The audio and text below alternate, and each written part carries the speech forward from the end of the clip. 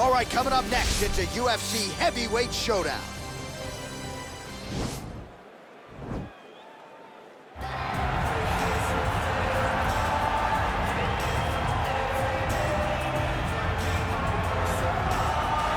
All right, so here he is, one of the more prolific takedown artists in the UFC at present. And when you get some praise from Daniel Cormier, when it comes to your offensive takedown game, you know you're doing something right. And we talk about wrestlers and judo players and grapplers, but this guy just combines all of that. He is able to use foot sweeps from the grappling game. He's able to use throws from judo, and he's able to use wrestling from the wrestling game to take people down. He has an array of takedowns at his disposal, and he uses every single one of them. From the speed of the level change, to the timing, to the knowledge of where to go next. When the guy starts to defend, he's truly, truly something special. I don't think he could take you down, but tonight he doesn't have to. So in this matchup, prevailing wisdom is he'll be able to get this fight to the canvas. Well, on July 7, 2018, this man made history, becoming a simultaneous two-division UFC champion, wrested the heavyweight title away from Stipe Miocic. You know who I'm talking about, the future Hall of Famer Daniel Cormier, set to make the walk tonight. John, I was there. I was there, and it felt good when I became the double champion. But as Daniel Cormier walks to the octagon today, know that you're watching one of the most skilled fighters in the UFC's history. Did not start mixed martial arts until he was almost 31 years old, and in 9 years has put himself in the conversation for one of the greatest fighters of all time. I can honestly say I'm very proud of the guy. Well, and you should be. And the striking has started to catch up with the wrestling, which is certainly a scary proposition to anyone in the heavyweight or light heavyweight division. But Daniel Cormier now on the wrong side of 40, still getting it done in a big way against the best fighters in the world. Ladies and gentlemen, this fight is 3 rounds in the UFC heavyweight division. Introducing first, fighting out of the blue corner. This man is a freestyle fighter. Make his professional debut here tonight. He stands 6 feet 3 inches tall, weighing in at 265 pounds. Fighting out of Minneapolis, Minnesota, Bone Crusher. And now introducing his opponent, fighting out of the red corner, a freestyle fighter holding a professional record of 22 wins, 3 losses, and 1 no contest. He stands 5 feet 11 inches tall, weighing in at 248 pounds. Fighting out of San Jose, California, Daniel D.C. Cormier!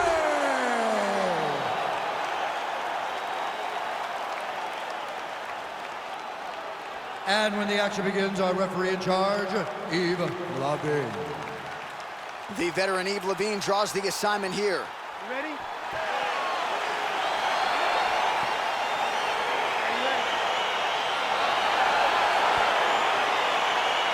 All right, folks, fasten your seatbelts. This could end up being a very technical, very entertaining fight. I'm surprised they didn't bring out the G's for this one, Chip. I mean, you would have thought as a jiu-jitsu watcher that you would see these two competitors at a jiu-jitsu competition. But ultimately, they are meeting in the octagon, and you are about to see jiu-jitsu in the UFC like we've never seen before. Oh, really using his reach advantage there with that punch, DC. Big punch position. Watch him start to hang. Try to gas his opponent out by hanging on his head. Double leg. Stuffed. Right hand punch in the clinch. Big punch lands over the top. How's he gonna follow this one? Nice job staying busy here in the clinch. And now he's got that tie clinch. Awesome, nice boxing chops there from Daniel Cormier. We talk so much about the wrestling. Don't sleep on those hands. Yeah, but it's because of the wrestling that allows these guys, especially a guy like DC, who's shorter, to manage distance, manage space, and strike him. Oh, he hurt badly, jab. All right, so he lands a jab there. Pretty nicely done, DC. You can really control a fight just knowing how to fight behind your jab. Beautiful body kick. What does he do now that he's back in the clinch? Right hand on point. All right, he closes the distance, gets the single collar tie. Mixes it up nicely in terms of staying heavy and also staying active. Again, back into this position.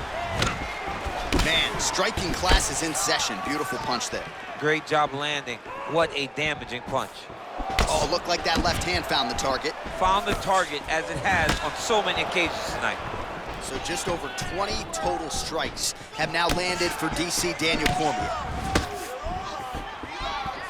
Oh, beautiful jab there, man. It's like you know what's coming, you can't stop it. I mean, you have to anticipate that nice Oh, and he finally gets the takedown now. So what do they say? Try again? If at first you don't succeed, you try again. And this guy is the poster boy for that saying, because he shot many takedown attempts, and he finally has secured one. Well, he's got his back down.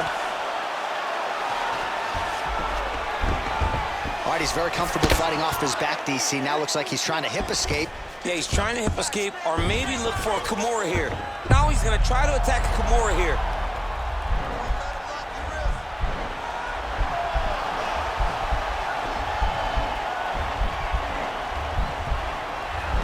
The Cormier is not the arm, it's the shoulder pressure And he's out. that usually makes you tap. Oh, his opponent squirming like a fish out of water now. The ground and pound is on point. This could very well be the beginning of the end. This could be the beginning of the end. We've seen some really good ground and pound fighters. This young man is as good as any we've ever seen. All right, we now take a look back at some of the highlights from that last round, DC. A lot for the replay guys to choose from. I mean, these guys are going to be very busy trying to find what replay to show you guys. Lands on both sides of the octagon. Both guys fought great. What a phenomenal round. All right, second round is underway. Your thoughts on what we saw over the first 5 minutes? I saw a very competitive round. It was very strategic. Expect these guys to really... Over the top, this fight's gonna be over, DC. What a great way of mixing up his attack. He didn't stay the course. He mixed it up. He went high when his opponent thought he was going low, and now he's got him hurt very badly. Oh, really exploiting his reach advantage as he landed the jab there, DC.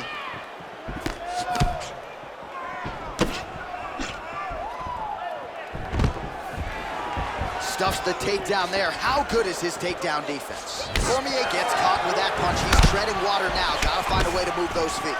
Big elbow there, lands. Oh! Now goes in and secures the takedown. Takedown lands. All right, he's in a half-guard position here, DC, and in a good spot to dole out a lot of damage, I would think. A lot of damage can be done from the half guard. You sit back on that leg, you press down into your opponent, you drop elbows, you drop punches. What is very key is you controlling the underhook on the far side. If you give up that underhook, your opponent can use the half guard to build up to an elbow, sweep, or just chase down a single leg. So a much different approach for him here in this second round. He was a little bit tentative in round one, a little bit of a feeling out process. Now he has clearly found his rhythm, found the range. We'll see if he can continue with more activity here in round two. And with authority, goes to the judo throw right into side control. He's in side control, he's got a ton of options.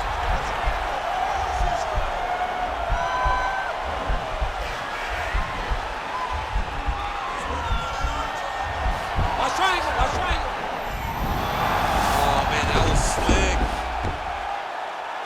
Side control now.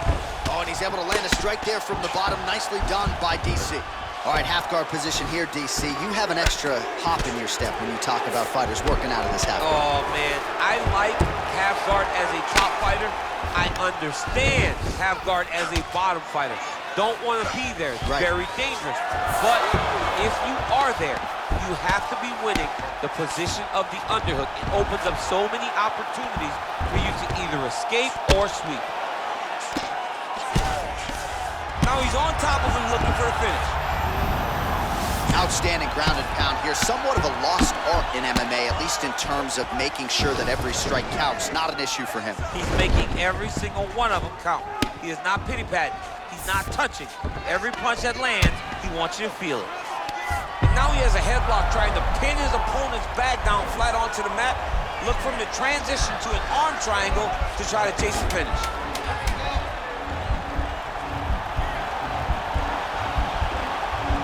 Oh, and there's the horn at the end of the round. How about this fight, folks? You see, he was nearly caught in a submission there right at the end of the round. Saved by the bell. So back to the stool, mentally probably not in a great place here. We'll see if he can recover and get himself back into this fight. All right, now we take a look back at some of the action in that previous round, DC. A lot to like on both sides here. I mean, both were intent on going forward. And what happens when nobody wants to take a step back? They meet in the middle. That's exactly what they did, and they both found success over the course of that round. All right, here we go with the start of another round. Pretty good previous two rounds, I thought. Yeah, it's been a very competitive fight to this point. Both guys have had their moments, especially in these last two rounds. You expected somebody to get ahead, but they've both been so evenly matched. We're still right where we started. Ooh, big shot land. Just misses with the right. Punches in bunches, and he hasn't really shown any signs of slowing down here tonight. I'm not sure how much more his opponent can take. Just missed with the left there. And they separate. Oh, huge shot there, DC. I'm not sure how he stayed up with it. I mean, when you get hit with a shot like that, to stay standing shows and talks to your toughness. Oh! Just out of the range with that right hand. If your opponent has you in the clinch, pulling down on your head, landing punch after punch, you have got to clear that collar tie, reach back inside, and try to find space. Got the single collar tie. Able to check the high kick. Again, he's looking for that left. It's not there.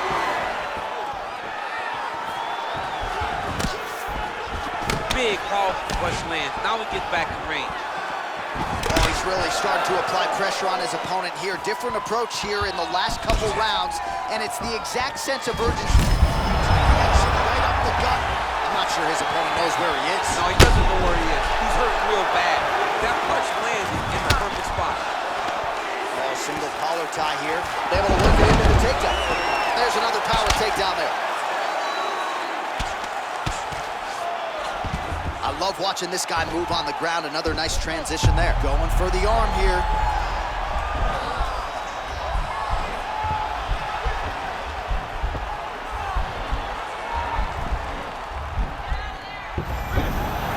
Nicely done.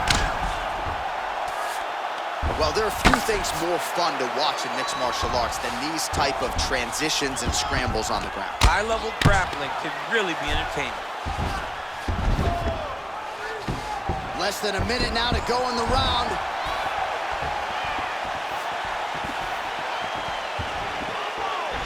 Single collar tie now. Oh! Huge right hand! Dude's hurt. Serve him up. Go get him.